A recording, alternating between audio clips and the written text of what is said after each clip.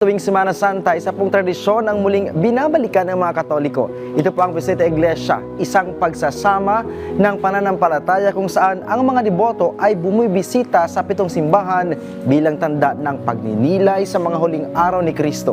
At upang alamin ang detalye patungkol dyan, panoorin natin to. Isang tradisyon tuwing Semana Santa ang pagbisita sa 3, 7 o 14 na simbahan na tinatawag nating Visita Iglesia. Ang Visita Iglesia ay naging parang kultura, naging kaugalian ng mga Katolikong Kristiyano sa Pilipinas na sila'y pupunta sa mga simbahan para magdasal, para kausapin ng Diyos, para humingi sa Diyos ng mga pagpapalang kailangan nila. Pero sa salitang Griego, ang katagang iglesia sa Kastila, ibig sabihin ay ecclesia, sa Tagalog ang tawag, simbahan. Namamanata tayo para kilalanin ang Diyos at kausapin siya sa pamamagitan ng mga panalangin. Yon ang ibig sabihin ng Visita Iglesia. Pupunta tayo bilang simbahan para magdasal sa kanyang simbahan. Sa pagbisita ng mga simbahan, ang tradisyonal na gawain ay ang pagdarasal sa Altar of Repose, kung saan tinatakpan ng altar ng lila bilang pagluluksa. Nagluluksa tayo sa kanyang kamatayan. Pero higit sa lahat, bukod sa ating pagluluksa, pakikiisa kay Kristo Jesus na nag-alay ng kanyang buhay sa atin, ipagluluksa natin ating kasalanan sa pamamagitan ng pagbabagong buhay.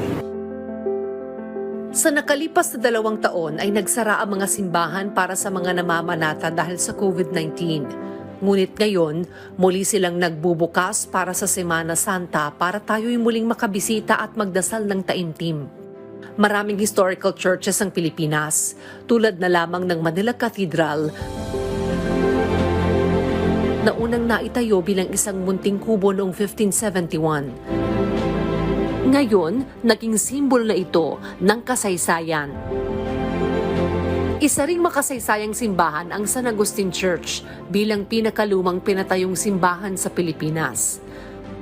Ang San Sebastian Church naman ay kilala dahil gawa ito sa Bacalo style at Gothic style naman ang arkitektura nito. Ang simbahan ng San Miguel o National Shrine of St. Michael and the Archangels naman ay mahanap malapit sa Malacanang. Talagang nakamamangha ang rebulto ni St. Michael, pati na rin ang bagong kisame sa loob. Sa puso naman ng Chinatown, mahanap ang Binondo Church o National Shrine of St. Lorenzo Ruiz. Isa rin ito sa madalas bisitahin na simbahan dahil sa kanyang napaka-artistic na mga pader at kisame sa loob. Espiritu Santo Parish naman o Archdiocesan Shrine of Espiritu Santo ay mahanap sa Rizal Avenue. Sa loob ng simbahan ay may marmol na altar at edipisyo ng Blessed Virgin Mary. Mayroon ding pipe organ na binasbasa ni Most Reverend Bienvenido M. Lopez noong 1986.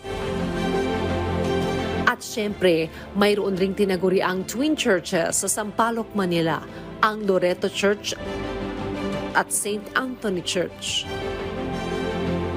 Marami pang makasaysayang simbahan ang nasa Pilipinas na maaari niyong dalawin kung inyong nanaisin.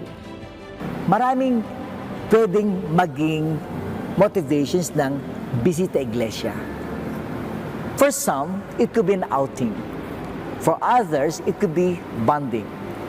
Pero tama naman yung kututusin. Pero mas malalim, ang Visita Iglesia would mean pilgrimage. Sa Tagalog, paglalakbay patungo sa kabanalan. Yon ang pilgrimage. Parang journey. Parang nagbabiyahe ka, pero may purpose. Patungo sa kabanalan.